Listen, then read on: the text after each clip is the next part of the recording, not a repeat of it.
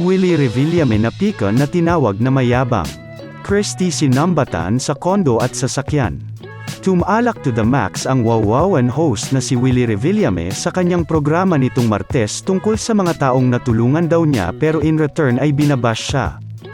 Ano ang nangyari sa'yo? Pati ang mga reporters na tinulungan mo nung pandemya, isinudsud mo sa kanila ngayon. Huwag ka na lang tutulong. Kung pagdating pala ng araw, isusumbat mo lang. Inisa-isa niya ang mga kilalang personalidad kasama rin ang mga reporters na tinulungan niya noong kasagsagan ng COVID-19 lockdown. Inalmahan din ni Willie ang Christy Ferminit radio program ng kanyang inang, na sinay Christy Ferman dahil hindi naman pala niya napanood ng buo. Nakinig lang siya sa mga nagparating sa kanya at nag-react na sa titulo na sinabing mayabang siya.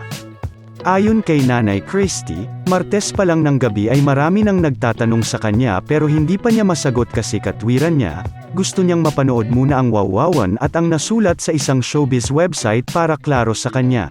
Pinanood ko po, may sinabi siya na isang reporter ng ABS-CBN na kumandidatong konsehal na tinulungan daw niya.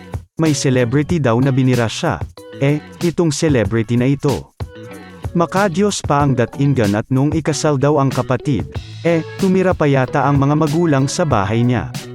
At meron daw isang tao na, binigyan ko pa nga yan ng condo unit, binigyan ko pa ng sasakyan, tapos tatawagin akong mayabang. Kaya tinext daw niya si Willie para sabihing sana ay pinanood muna nito ng buo ang mga sinabi niya sa CFM. Yung terminong mayabang, sinabi ko yun, pero iba pala ang interpretasyon mo. Kahapon, ipinagtanggol pa naman kita tungkol sa ABS-CBN. Bago ka magsalita, mag-isip ka muna. Pero kung gusto mo ng gyera sa kabila ng pagmamalasakit ko sa iyo, nakahanda ako, deklara ni Nay Christy. Tumawag daw sa kanya si Willie at nagpaliwanag sa mga nasabi nito.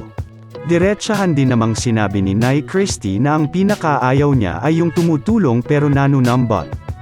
Nabanggit din ng TV host columnist na wala palang kaalam-alam si Willie sa kalat ng balita na pagsasara ng AMBS o All TV Network dahil walang kumakausap dito. Tumatawag daw si Willie pero walang gustong makipag-usap sa kanya. Kaya pinayuhan daw niya si Willie na dapat ay makipag-usap ito sa pamunuan ng AMBS at hindi nagwawala agad. Kasunod nito ay inamin ni Nay Christy na siya ang pinatamaang binigyan daw ng condo unit sa Will Tower at ng sasakyan. Nalaman tuloy na siya pala ang dahilan kaya napasok sa TV5 si Willie nung taong 2013. Sabi ni Nay Christy, ngayon, pinaplano ko, sinabi ko kay Rivo, anak niya, pagkatapos ng pagkakataong ito, kukuha ako ng papeles, ibabalik ko kay Willie Revillame. Yung pinaghirapan kong condo unit na yan kahit may transaksyon pa kami. Wala na yung sasakyan, naibenta ko na, wala na, napalitan ko na. Sabi ulit ni Nanay Christy, dapat kasi ay pinanood muna ni Willie ang mga sinabi niya bago pumutok agad-agad.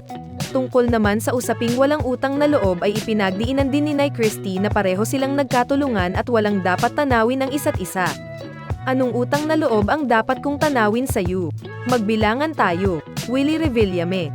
Mahal kita bilang anak-anakan, hindi ko na kailangang sabihing mahal pa rin kita at ang sabi mong huli, mamaya sa wawawan.